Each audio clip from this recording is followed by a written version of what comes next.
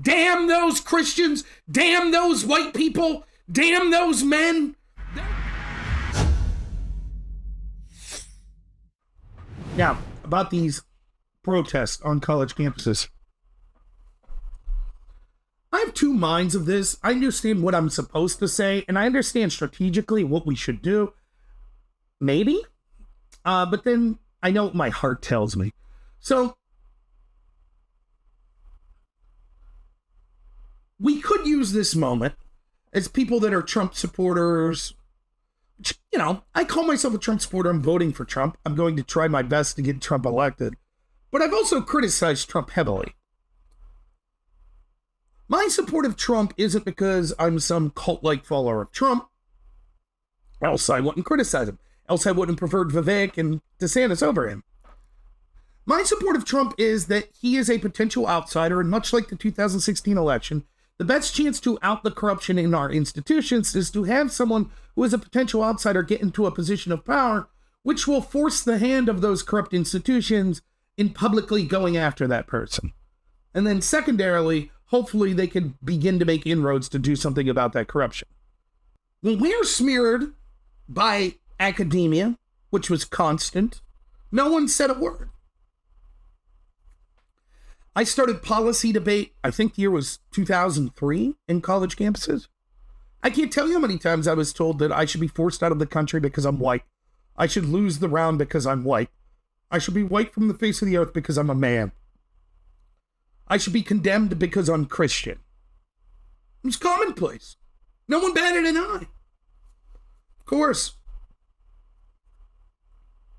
There are college majors on the dangers of whiteness, college curricula, on rejecting whiteness. We could show videos from 2013, 2014, 2015, 2016, and going forward of right-wing speakers trying to speak on college campuses and left-wing students mobbing them, beating their people trying to get in, pulling fire alarms, preventing them from speaking, surrounding them. Where was the big movement condemning it? Where was it? Where were the handful of Jewish professors you see now that are against the anti-Israel protest? I'll tell you where they were. Joining right in. That's where they were. No, not exclusively. I can't make it more clear than this. First off, a disclaimer for bad faith and stupid people.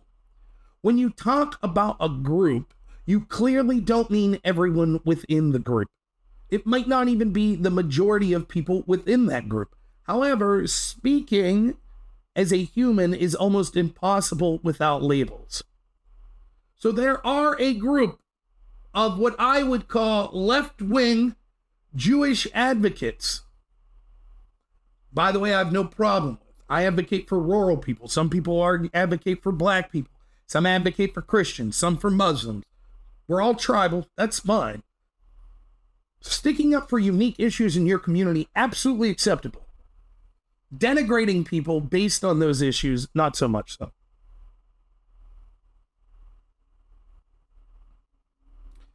Where were those left-wing Jewish people, particularly in academia, whether they be professors, whether they be people that were defending academia, whether they be donators, particularly to these Ivy League institutions? Where were they for the past 2 decades? Where were they when people like me were speaking up? And obviously I'm a small voice, but there were many people like me that were speaking up. Where were they? Some may have spoke up. Brett Weinstein spoke up at Evergreen College. Now, I don't necessarily agree with everything Brett Weinstein says. But Brett happens to be Jewish. Was at Evergreen College. I think I was in England. Was told that white students should not attend class on certain days because it needed to be a day of solidarity with minority oppressed students. He said, no, I disagree with that. And they basically surrounded him, his wife, drummed him off campus, held the principal hostage, basically. Now, as that situation was going on, where were all of the big voices you hear today going, this is despicable, this is anti-Semitism, and where were they? Here's the truth, and I've talked about this before. Many of these people that vote Democrat that happen to be Jewish or big Jewish academic leaders or cultural leaders, they were absolutely fine to play the cultural Marxism game.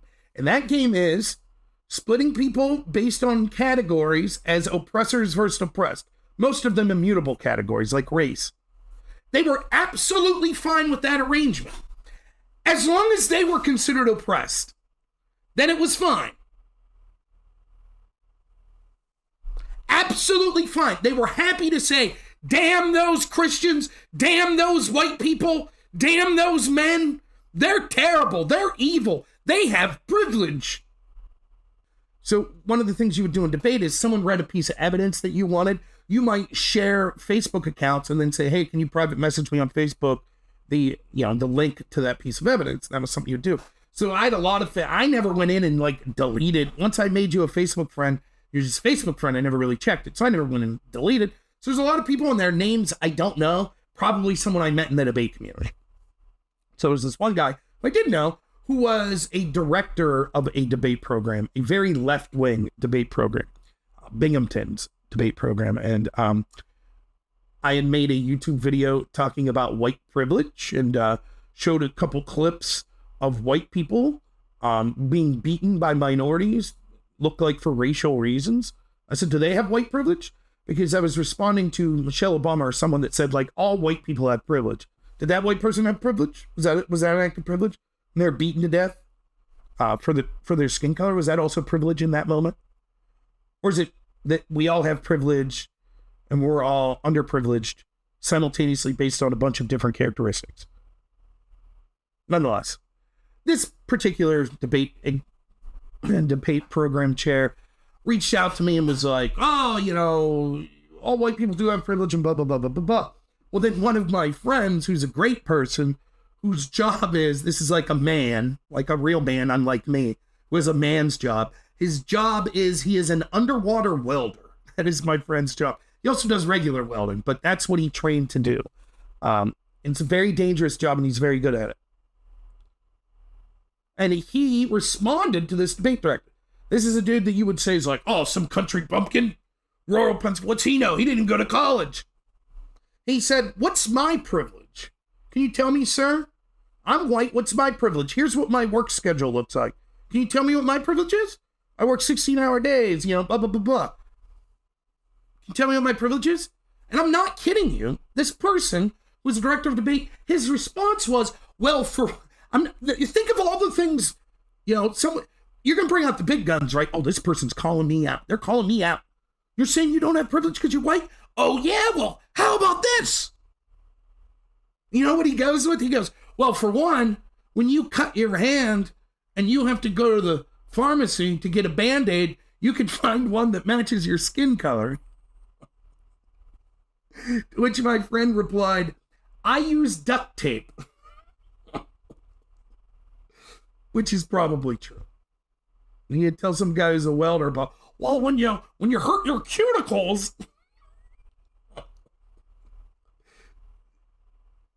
it's just incredible. And this is a guy who's like teaching an entire program of debate students about this. That's the argument he came up with. No one cared. Lowly old white people. Most of the people I know in my life are white. Now, again, I don't know how many times I could say this. I have no problem if you're like, I'm a white person and I want to advocate for white issues. You absolutely have the right to do it. There's a lot of issues that affect predominantly white people, and there's not a lot of groups that speak up for them. Same with men. I have no problem with it. Same. You want to advocate for black people? I don't care. I don't have a problem with that either. You want to advocate for people in urban areas? Perfectly reasonable. You want to advocate for Muslims? No problem. You want to advocate for gay people? I don't have a problem with people engaging in tribalism. I think we should try to obviously have some limitations on it. Obviously try to understand people from other groups.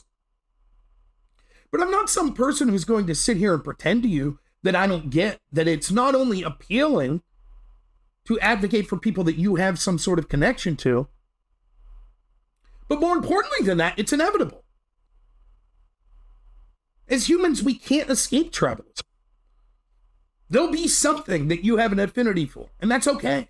And I'm tired of pretending it's not. My tribe is rural people, particularly in my community, but in general. That's who I have an affinity for, and I don't see those people stuck up for. I'm not going to lie to you. It's predominantly white Christians in this area, but not exclusively. I have gay friends that work blue-collar jobs that live in rural America. I'm talking about them. A lot of the gas stations in my towns now are ran by people that are lawful immigrants.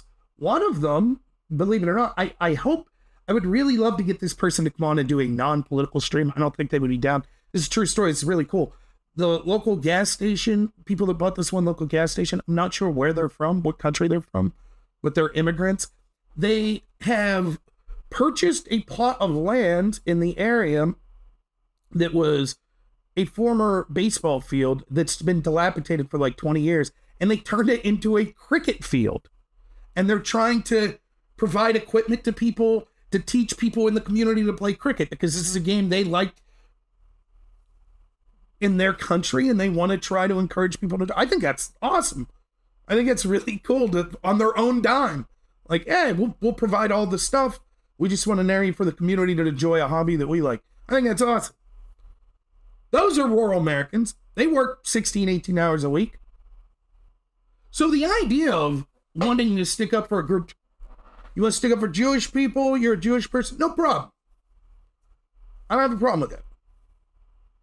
But when you, in part of your advocacy, say, oh, and we're victims, and those evil white people, those evil right-wingers, those evil Christians, those evil men, those evil straight people, when you saw that occurring over and over on college campuses, and you were like, yeah, we're perfectly fine with that, because that's not us. See, victimhood is the ideal currency. That's what everyone craves. Because when you're a victim, then you have the power. So they said, yep, absolutely. We have no problem separating people by race and ethnicity and saying, those are bad people and these are good people. As long as we're considered good people. I can't make it more clear than this. There are two types of people that are protesting Israel right now. There are people that legitimately understand some of what's going on with Israel and the conflict, and they are protesting what they view as indiscriminate bombing. Now, regardless if you agree with that take or not, that protest comes from a place of legitimacy. That would be someone like Liam, who was on Tim Pool with me. And another part of that is that the Israeli lobby has way too much influence in the United States. Thank you so much, Allison. I appreciate the sub. That is a legitimate take. Even if you disagree with it, it is within the realm of discussion, and we'll get to that. You're not a terrible person for raising those questions. Then there are the people that are protesting because they're cultural Marxist. And it's not much more complicated than this. I'll break down what those people are protesting. You ready?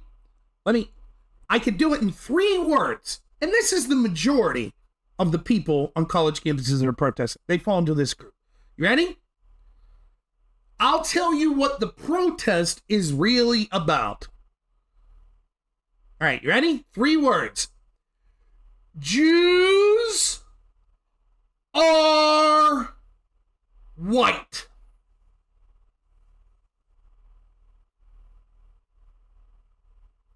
And the counter to that aforementioned groups of the, Jewish left-wingers that were perfectly fine advocating for cultural Marxism on campus, but it was white guys. Their defense is also 3 words. Jews aren't white. That's what the big battle you're witnessing is. That's it. That's what you're seeing. That's what the fever pitch is about. It's not people going, whoa, whoa, whoa. We shouldn't denigrate entire swaths of people based on their race. That's not what the argument is. In fact, You remember a while ago where there's civil rights legislation in California in their state legislator that was written that said you can't prioritize people for jobs based or prioritize or exclude people based on employment or for employment based on government positions based on things like race, ethnicity, gender, blah, blah, blah. And it was the Democrats that are trying to overturn that. Why? Because they do want to punish people based on certain races, ethnicities, etc. And they do want to reward people. That's why they want that out. They want that out. No, we do want to reward people based on the race. Now, I'll just leave you take a wild guess which races they want to punish and which races they want to reward. You go ahead. This debate isn't about, no, we should end that. We should treat people as individuals. That's not what the debate is. The debate is a bunch of people going, you're oppressors, just like those white people. You are white. And these left-wing Jewish people go, no, we're not white. We're people of color. We're oppressed. That's it. And then what I'm supposed to do and what you're supposed to do, and all of us, regardless of our skin color, whether we've been deemed oppressor, regardless of our political beliefs, regardless of our religion, any of us that may have been called an oppressor for any of those groups previously, we're supposed to drop everything we're doing and go, oh my goodness, no! Now look what they're doing on campuses. Now I know that maybe that would be the political correct position to reach out to those previous Democrat voters that were Jewish, that were okay with the treatment of Christians or white people or straight people or except conservatives on college campuses. I know the prudent thing would be to reach out to them and go, well, you see, this is what we are warning you about. And this has been going on for years, and now it's came for you. And then after you get lumped in with us, there'll be a next group until the snake totally eats its tail. But I don't give a shit. Because you know what the truth is? Most of those people, they're going to keep voting Democrat. They're going to keep saying, we're not evil white people. Yes, you're right. The white people are evil. They're terrible. They have privilege. You're absolutely right about that. But that's not us. Oh, and sir, white sir, conservative that we said was evil. Trump supporter that we said was evil. Please defend us on this. Please come over and defend us on this. Please. I'm good. Thanks. I'm going to keep fighting for my community that can't afford to pay rent anymore. That's where I'll be. You have fun on college campuses where we've been basically kicked out of for the past 20 years. Have fun. Let them eat themselves. Let the college campuses totally immolate. I don't care. At all. I don't care. I'm tired of it. I've told you story after story.